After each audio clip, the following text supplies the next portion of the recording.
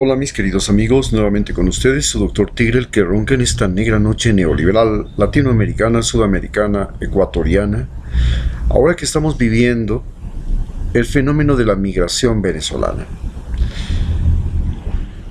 El fenómeno de la migración venezolana ha trastornado toda América del Sur. Por supuesto, este trastorno ya se está extendiendo también hacia Centroamérica, México y llega inclusive a Estados Unidos. Pero a no dudarlo, es América del Sur la que vive este fenómeno de migración de manera más sensible y con mayor impacto. Estados Unidos inicia una guerra contra Chávez debido a que Chávez lleva una propuesta nueva en América del Sur, el denominado socialismo del siglo XXI.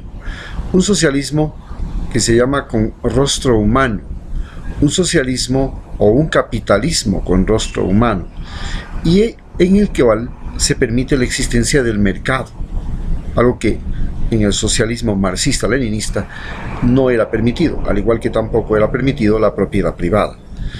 Pero en el socialismo que propone Chávez es permitido y es legal y existe el mercado, la propiedad privada. A partir de eso,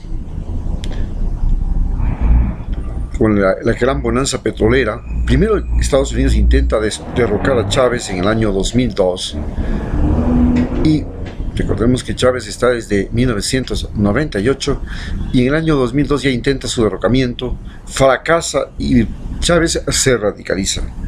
Al comienzo no era un gobierno de tinte socialista, pero se radicaliza, lo mismo que pasó con Fidel cuando fracasó el intento de golpe de Estado de Bahía de Cochinos.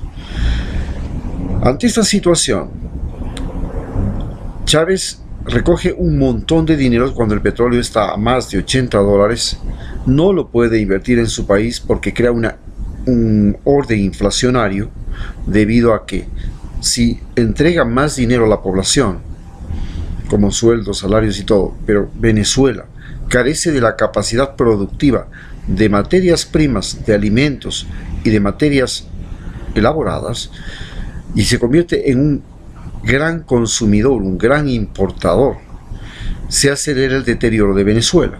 A Venezuela es el único país, o más bien dicho, el país al que más daño le puede hacer el dinero, porque no tiene capacidad productiva. Un fenómeno muy diferente al que se vio en Ecuador.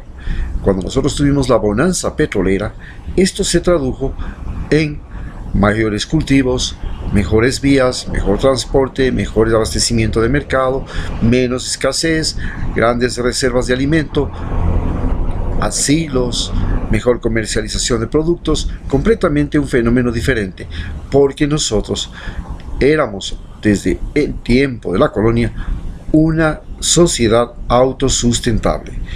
La costa proveía de pescado, luego pasó por ser proveedor de carne y de caña de azúcar, yuca, frutas. La sierra, por supuesto, también de arroz. Y la sierra, por supuesto, era proveedor de maíz, todos los cereales, las leguminosas, las hortalizas, también es proveedor de leche. Y la Amazonía se convirtió en el gran proveedor de petróleo, porque teníamos necesidad de riqueza energética y éramos proveedores de petróleo y ahora desde oro también.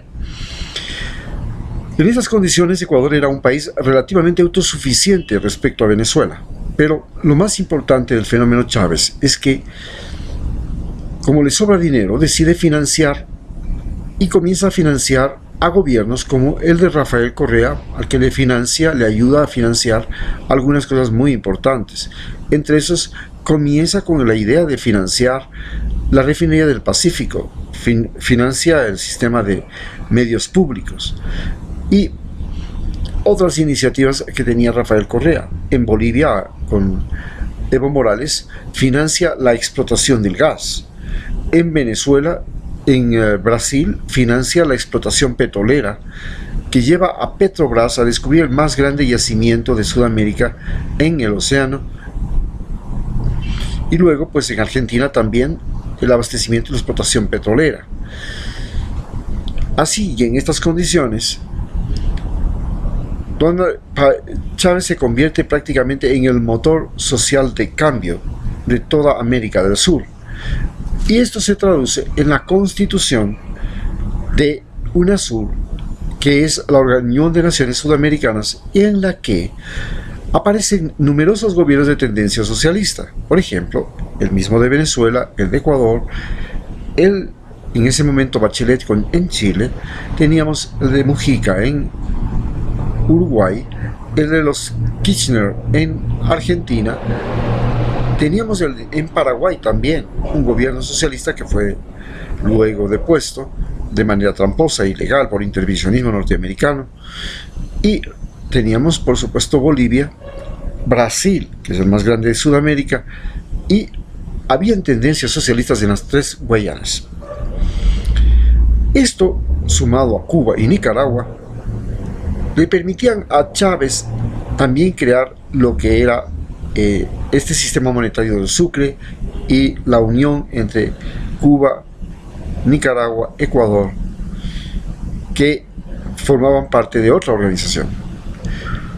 Estados Unidos decide desbaratar la gran influencia de Chávez porque Sudamérica se comienza a convertir en una potencia. Estamos hablando de que unidos Sudamérica se convierte en el mayor proveedor de agua pura del planeta, en el mayor proveedor de aire, de oxígeno, en el mayor banco de biodiversidad del planeta. Se convierte también en el mayor sitio de convergencia de las culturas y la migración global.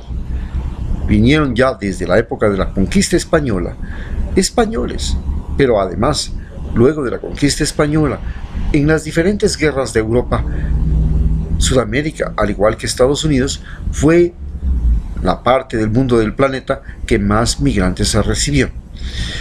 Con estas condiciones, Sudamérica se convierte ya en una amenaza para los Estados Unidos y deciden convertirla y neutralizar esa amenaza a partir de atacar y destruir a Chávez y a Venezuela.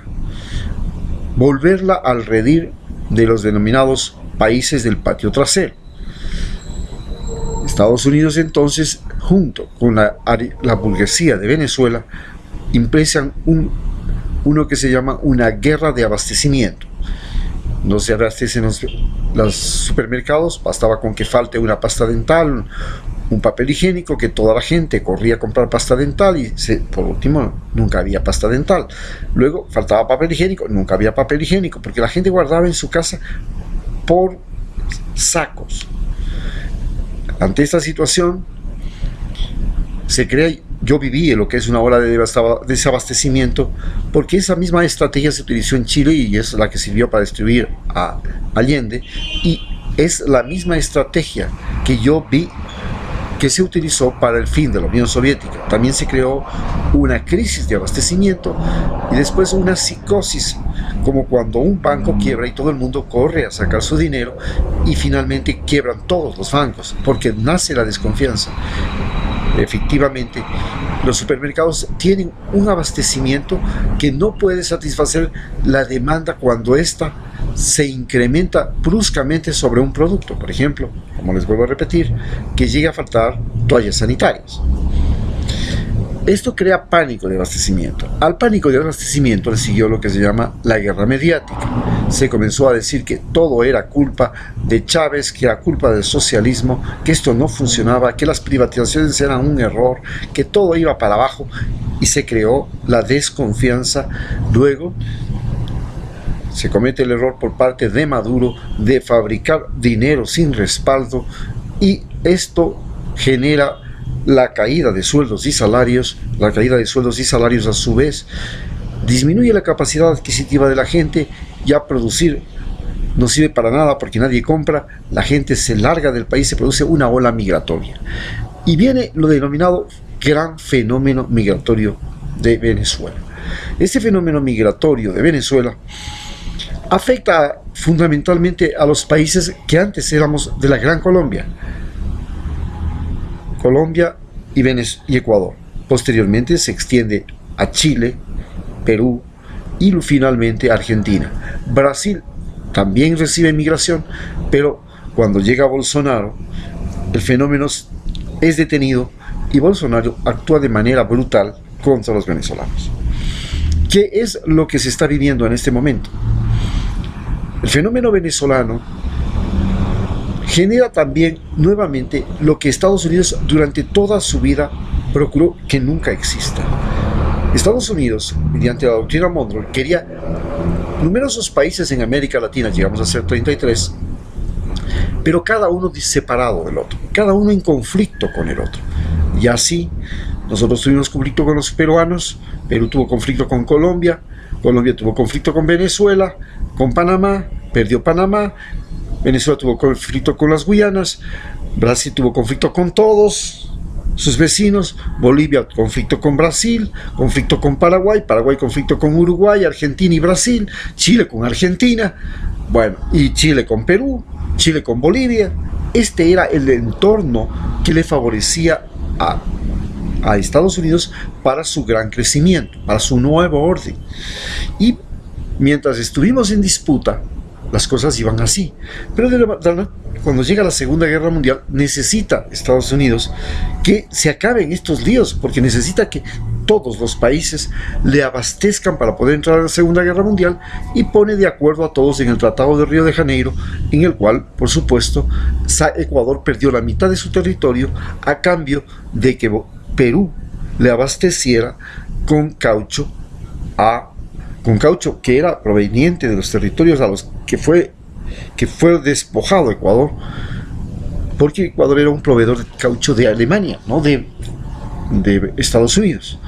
Entonces desde Iquitos se comienza nuevamente a proveer de caucho a Estados Unidos, porque Estados Unidos perdió las Filipinas con la invasión japonesa y no tenía abastecimiento de caucho, y sin caucho pues no se movían los carros, no había cobertura, los cables eléctricos necesitaban revestimiento de caucho, no se conocía el plástico todavía, se necesitaba el caucho para todo. Se necesitaba el caucho para amortiguadores, suspensiones, zapatos, botas. En fin, el caucho se convirtió en cauchados. Bueno, ¿qué no se hacía con caucho?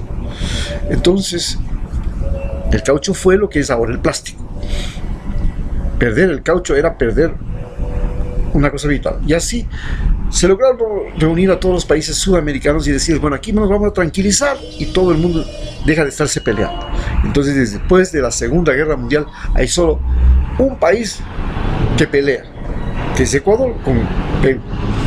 Hay dos intentos de guerra, se termina en una pequeña escaramuza, primero en la época de Roldós, la denominada escaramuza de Paquilla, y luego la guerra de unos pocos días, bueno, pocos meses, no pocos días, que es la guerra del Cenepa. En fin, esa fue la última guerra de Sudamérica, y todos los países de América del Sur comienzan a tranquilizarse y a unirse. Cuando se comienza a crear el fenómeno de la unidad latinoamericana, este se comienza a convertir nuevamente en un problema para Estados Unidos, porque es una potencia. Sudamérica es una potencia. Desde todo punto de vista, Estados Unidos ha procurado siempre que Sudamérica esté dividida. Por eso no reconoce a Latinoamérica. Los latinoamericanos que viven en Estados Unidos no se los llama latinoamericanos, se los llama hispanos. Hispanos son los que hablan español, porque él quiere separar a portugueses que hablan, a los brasileños que hablan portugués, a los franceses que hablan francés, y a los brasileños y a los españoles que hablan, y a los latinoamericanos que hablan español. ¿Por qué? Porque sencillamente el conflicto no es con Brasil, tampoco ha sido con Francia, ni con los descendientes de Portugal, ni los descendientes de España, de Francia. El conflicto que tiene Estados Unidos es con los mexicanos. Y los mexicanos son, desde el territorio que le quitó California, Oregón, Colorado, Wyoming, Texas, Nevada, Florida, Nuevo México, Arizona, todos esos territorios que les quitó. ¿Y los quitó? ¿Cómo les quitó? Les quitó diciéndoles, ustedes van a formar un estado independiente. y nosotros vamos a garantizar su independencia. ¿Qué le parece? Claro, California se declaró independiente, Texas se declaró independiente, Colorado también se declaró independiente, Arizona también se declaró independiente, y después les dijo, pero ¿por qué? Pero siendo independientes ustedes no son nada. Mejor, ¿por qué no formamos parte de los Estados Unidos? Y así fue como logró obtener los territorios que tiene ahora. De esta manera, comienza entonces a nacer con Chávez, a renacer el concepto de unidad latinoamericana, y se crea UNASUR con base y sede en Ecuador. Y luego se crea la CELAC, que es la Comunidad de Estados Independientes y Comunidad de Estados Latinoamericanos y del Caribe. Con la CELAC tenía menos problema que con UNASUR. ¿Por qué? Porque en la CELAC hay gente que habla francés, creol, idiomas como la lengua haitiana, español, portugués, inglés. Bueno, ahí sí hay una coladera, pero en Sudamérica la cosa era más grave. Apenas unos pequeños 3 países hablan lenguas que no son español y portugués. Entonces había una comunidad histórica y socialmente compatible que habían convivido desde hace 500 años, y eso fue lo que aprovechó Chávez. Entonces Chávez crea esta convicción y crea UNASUR.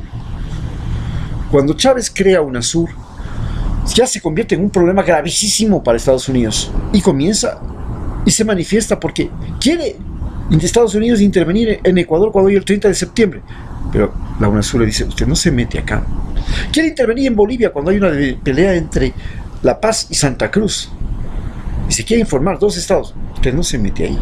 Quiere intervenir cuando hay una pelea entre Colombia y Venezuela, Chávez y Uribe, usted no se mete ahí.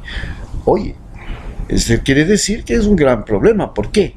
Porque antes cualquier problema, cualquier trifulca que había en Sudamérica, Estados Unidos venía y ahí intervenía, era una excusa para entrar. En cambio ahora le dicen, ¿sabe qué? Usted ya no puede meter aquí cuchara. Eso le dolió. Y ante esta situación se produce el fenómeno, la guerra que está viviendo Estados Unidos contra Venezuela, que es esta guerra mediática, este bloqueo económico, que es un sitio, que es una guerra, porque este se llama un sitio, así como hubo el sitio de Roma, así como un día le sitiaron a Cuba los piratas y los franceses y los ingleses. Por ejemplo, los franceses le sitiaron a Cuba, y Cuba, ¿qué tuvo que hacer?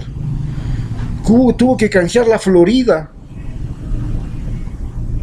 y tuvo que canjear el territorio que estaba en el río Mississippi, es decir, el territorio de España, porque era Cuba en ese momento. El Mississippi era español, la Florida era español, tuvo que canjearla.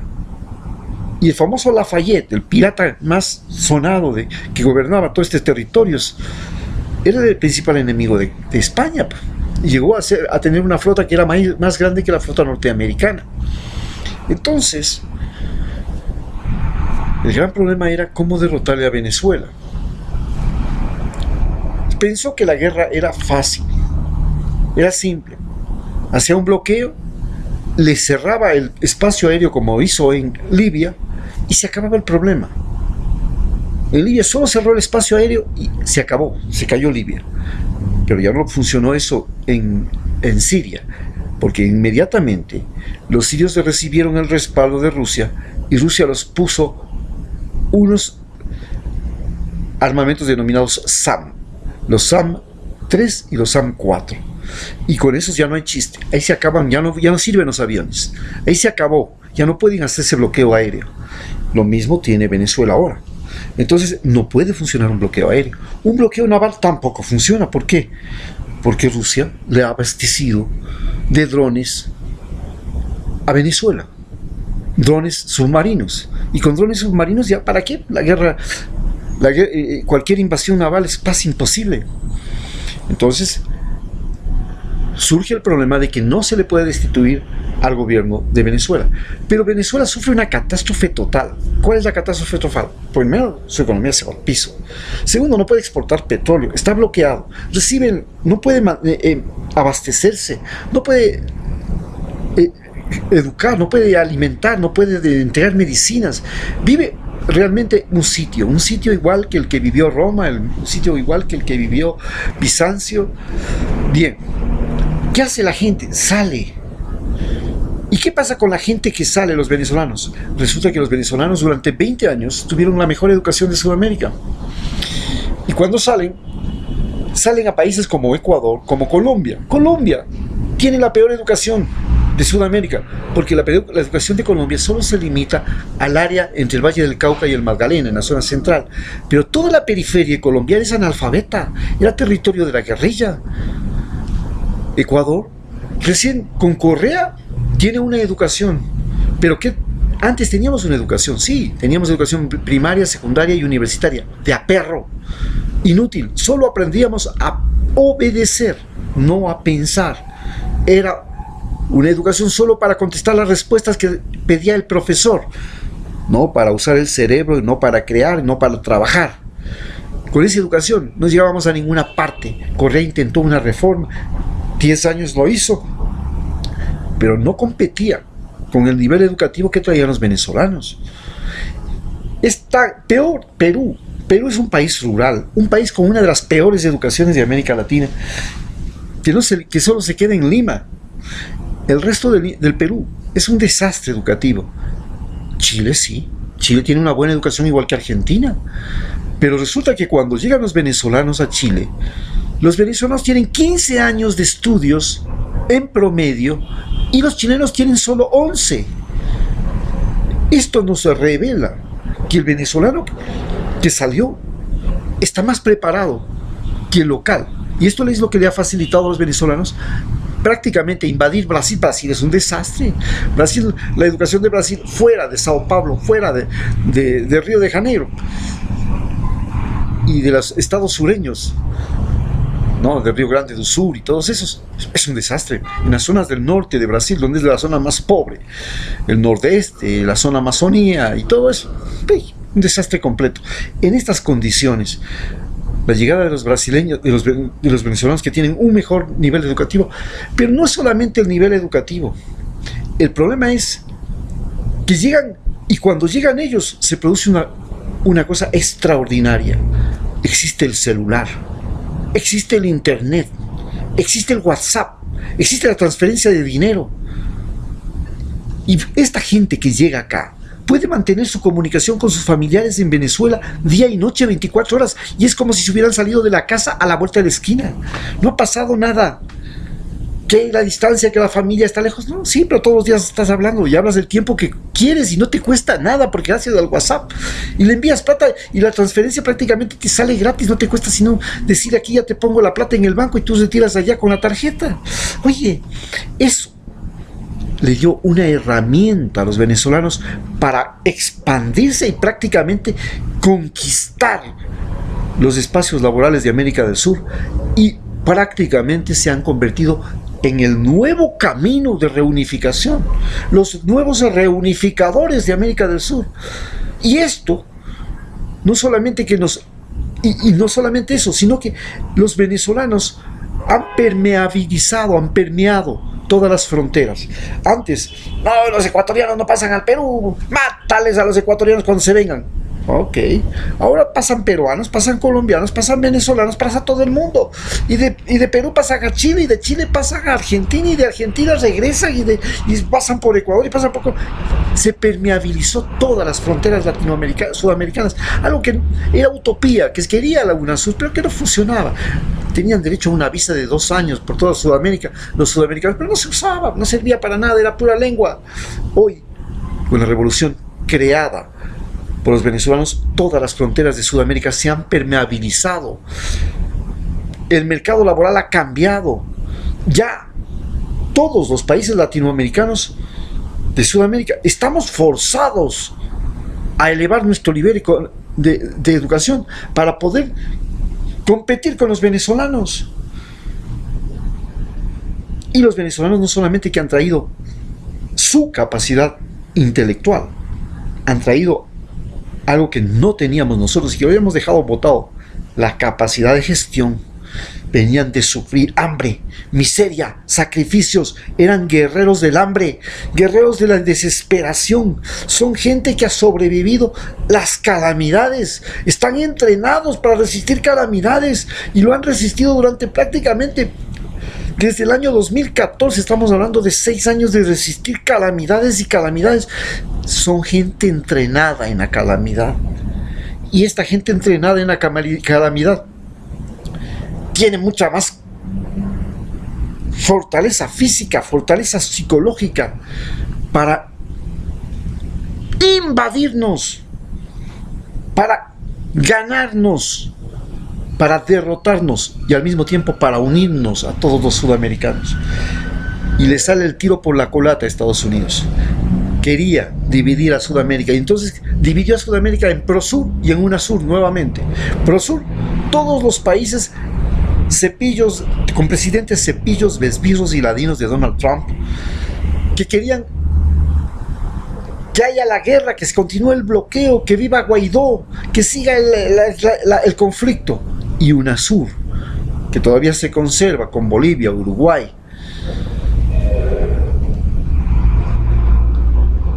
Bueno, que dicen no, aquí la cosa tiene que ser pacífica, tiene que mediar, tiene que acabarse ese bloqueo, tiene que acabarse esta cosa. La cosa se ha complicado. Y esto es lo que salió mal. La derrota que se pensaba que iba a ser tan fácil de Venezuela se ha convertido en un duro hueso de roer. Y el impacto que ha generado este fenómeno migratorio, es que ahora toda Sudamérica se está uniendo, ya no solamente políticamente, ya no solamente en el esquema, en que se reúnen los presidentes, que conversan, que ven cómo hacemos intercambio económico, cómo nos ayudamos con los acuerdos militares, etcétera, etcétera, la paz. No.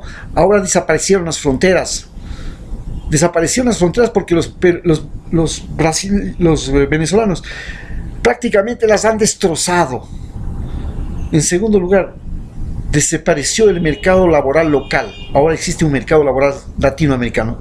Ellos abrieron el mercado laboral para los venezolanos, pero después ese mercado laboral va a ser para los ecuatorianos. De seguro que cuando hay una cosecha de frutas en Chile, los ecuatorianos van a viajar allá. Ahora que hay facilidades de transporte, iremos allá, cosecharemos, porque ahora ya un montón de peruanos van a cosechar en Chile. Este es el fenómeno que se da. Este es el fenómeno impensado que se ha dado gracias a la migración venezolana. Gracias.